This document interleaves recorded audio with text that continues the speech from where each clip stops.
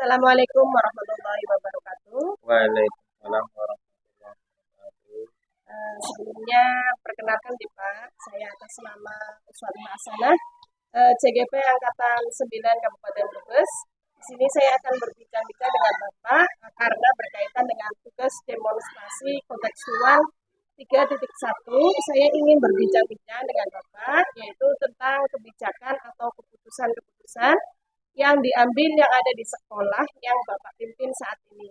Izinkan nih Pak, sebagai sebuah pengalaman atau referensi nyata saya untuk pengambilan keputusan sebuah permasalahannya ke depan untuk berbagai ilmu Pak atau sharing yang lain Pak. Oh, Oke, Pak. bisa. Semoga baik. Ternyata Bapak ini bagus sekali, semangat, energik, patut saya contoh semangatnya.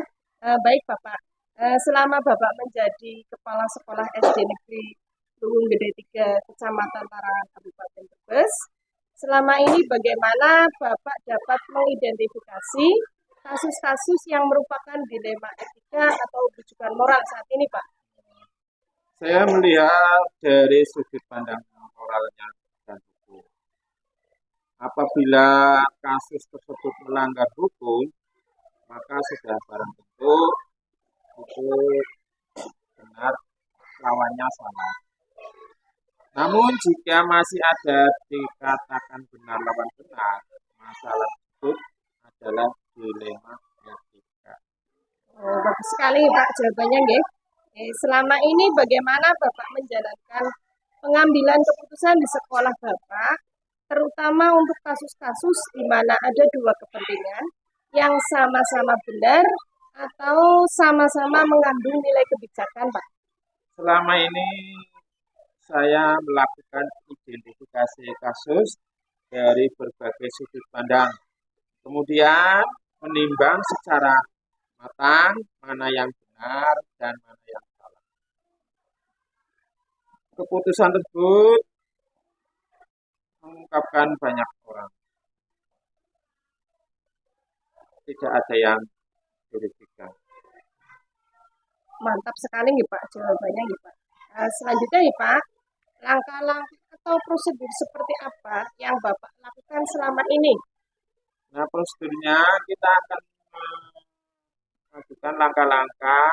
Yang pertama yaitu menentukan penyebab permasalahan. Yang kedua, kita menentukan siapa yang terlibat. Yang ketiga, menanyakan pada orang-orang terdekatnya. Kemudian kita berdiskusi dengan warga sekolah, terus membuat berbagai solusi keputusan. Dan selanjutnya yaitu menimbang lagi dari berbagai sudut pandang sebelum memutuskan atau mengambil solusinya. Berarti ada 7 langkah ya Pak untuk menghadapi dilema etika. Terus gini lagi Pak, hal-hal apa saja yang selama ini Bapak anggap efektif dalam pengambilan keputusan pada kasus-kasus dilema etika Pak? Saya melakukan analisis kasus.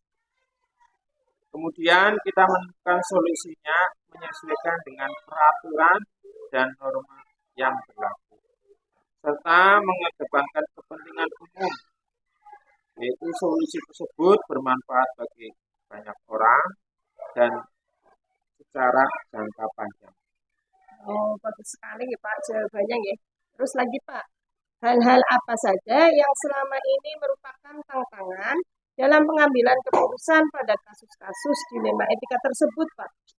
Nah, tantangannya dalam mengambil keputusan adalah mencari keputusan yang terbaik, karena keduanya merupakan masalah yang sama-sama benar. Dalam mengambil keputusan, kita harus menguntungkan kedua belah pihak dan tidak merugikan salah satunya. Iya, Pak. Betul Pak, karena kita harus mempertimbangkan salah satu, maksudnya untuk tidak merugikan salah satu dari keputusan tersebut ya Pak. Ya, terus apakah Bapak memiliki sebuah tatkala atau jadwal tertentu dalam sebuah penyelesaian kasus dilema etika? Apakah Bapak langsung menyelesaikannya di tempat atau memiliki sebuah jadwal untuk menyelesaikannya? Bentuk atau prosedur apa yang Bapak jalankan saat ini? Untuk memutuskan masalah yang ringan biasanya langsung saya putuskan.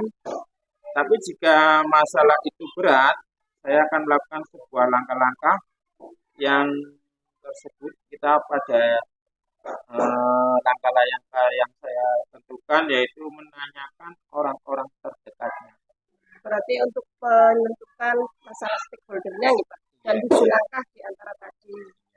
Ya, terima kasih. Untuk selanjutnya Pak, adakah seseorang atau faktor-faktor apa yang selama ini mempermudah atau membantu Bapak dalam pengambilan keputusan dalam kasus-kasus dilema etika Pak?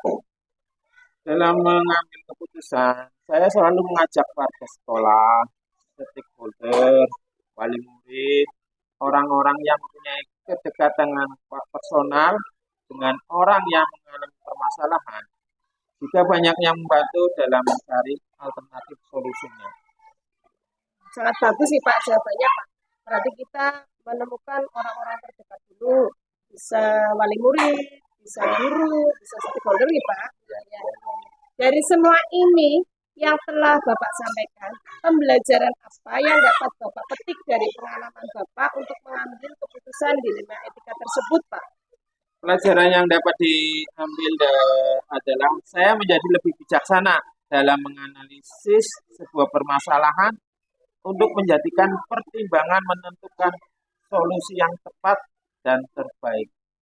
Wah, menarik sekali nih bincang-bincang kali ini. Semoga dengan bincang-bincang dilema etika kita dapat mengambil pelajaran dari kasus-kasus tersebut. Terima kasih untuk waktunya, Pak Khalid.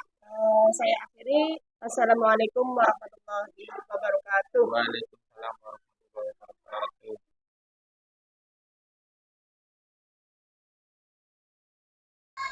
Assalamualaikum warahmatullahi wabarakatuh. Waalaikumsalam warahmatullahi wabarakatuh. Mohon waktu sebentar, Pak. Saya atas nama Uswatun Hasanah, CGP Angkatan 9 dari Kabupaten Brebes, ingin mewawancarai Bapak Tarjono selaku Kepala Sekolah SD Negeri Luwung Gede 2. Silakan Bu, apa yang bisa saya bantu? Nggih Pak, saya ingin berbincang-bincang tentang kebijakan atau keputusan yang diambil kepala sekolah yang Bapak pimpin saat ini.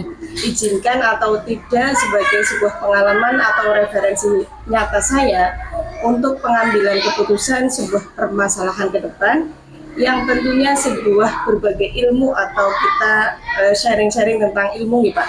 Insya Allah bisa Bu. Semoga apa yang saya sampaikan nanti bermanfaat. Oke Pak, ternyata Bapak ini sangat semangat sekali nih sebagai kepala sekolah. Patut saya contoh semangatnya, energik dan percaya diri. Baik Pak, selama Bapak menjadi kepala sekolah, ini kepala sekolah SD Negeri Luwung Gede 2, bagaimana Anda dapat mengidentifikasi kasus-kasus yang merupakan dilema atau etika atau bujukan moral Pak? Yang pertama tentu saya melihat dari beberapa sudut pandang. Yang pertama sudut pandang moral dan hukum. Apabila kasus tersebut melanggar hukum, maka sudah tentu benar lawan salah. Tetapi kalau itu benar, namun jika bisa dikatakan benar lawan benar, masalah tersebut adalah dilema etika. Bagus sekali Pak jawabannya. Jadi maksudnya kalau melanggar hukum itu berarti kan benar dengan salah karena ada aturan yang tetap. Tapi kalau benar dengan benar, kadang-kadang kita dilema itu ya dilema antara mana yang harus kita utamakan lebih dulu. Iya. Berarti kalau melanggar hukum ada uji legalnya Pak?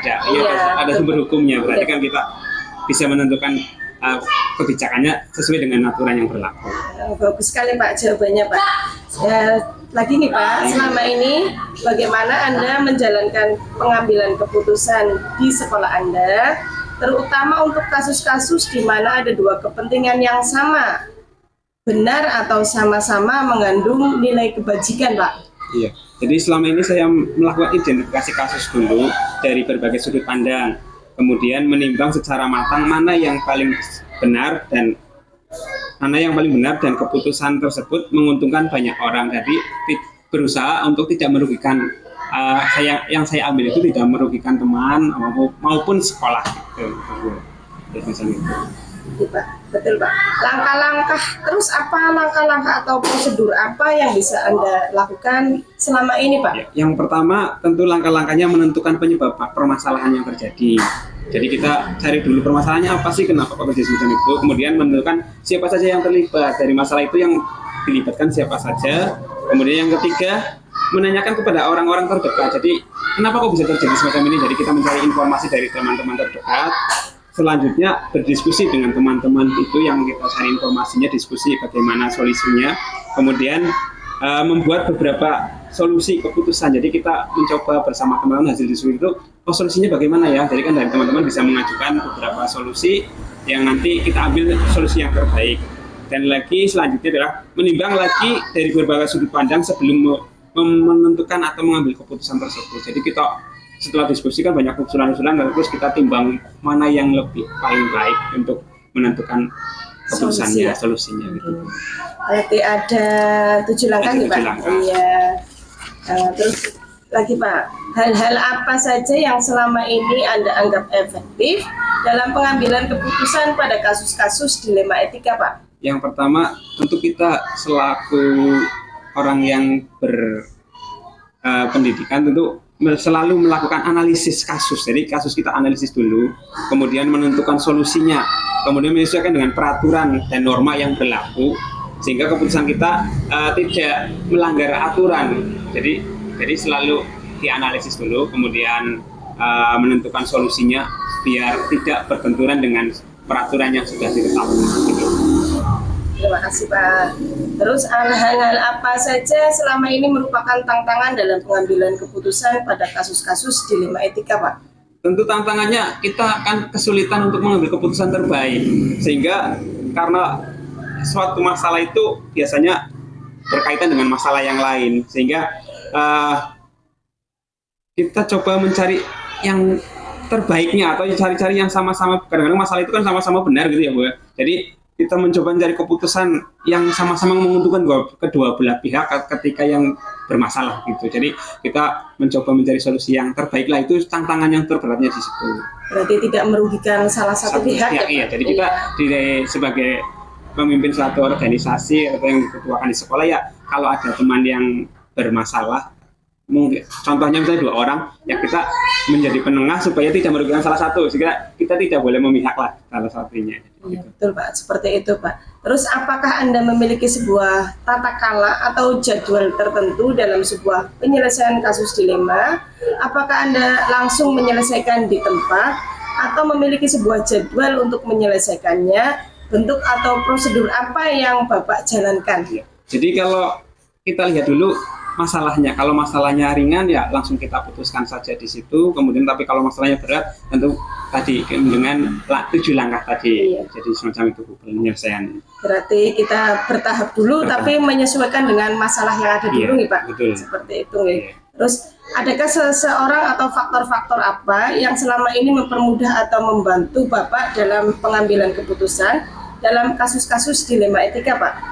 Ya, dalam mengambil keputusan saya selalu melibatkan rekan-rekan guru. Kadang-kadang kalau berhubungan dengan wali murid juga kita mengambil pendapat dari wali murid atau orang-orang yang bersinggungan dengan masalah tersebut, sehingga kita tidak salah dalam mengambil keputusan yang itu tadi, mencari keputusan yang sama-sama menguntungkan, tidak merugikan salah satu pihak gitu. Berarti ada stakeholder ya, Pak, misalnya wali murid ataupun guru. Kalau guru kadang juga kita mengambil ke pengawas itu, minta pandangan semacam itu. Jadi, Pak, terima kasih, Pak. Dari semua hal yang telah disampaikan, pembelajaran apa yang Bapak petik dari pengalaman Bapak mengambil keputusan dilema etika? Dalam setiap kasus yang saya tangani, pelajaran yang dapat saya ambil adalah menjadi lebih bijaksana, Bu, dalam mengambil keputusan. Jadi kita tidak mengutamakan ego kita selaku kepala sekolah, jadi apa kata saya, Anda kan anggawan saya, jadi menurut dia semacam itu. Jadi kita mencoba untuk selalu bersikap bijaksana, dewasa dalam mengambil suatu keputusan. Sangat menarik sekali dengan Bapak Tarjono kita berbincang-bincang pada dilema etika. Terima kasih sekali sudah berbagi ilmu. Mudah-mudahan bermanfaat dan tentunya ini menambah kepercayaan diri saya ke depan dalam mengambil keputusan-keputusan terhadap kasus-kasus saya yang saya hadapi.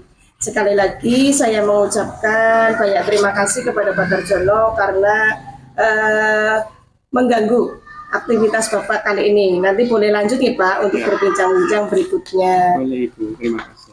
Wassalamualaikum warahmatullahi wabarakatuh. Waalaikumsalam warahmatullahi wabarakatuh.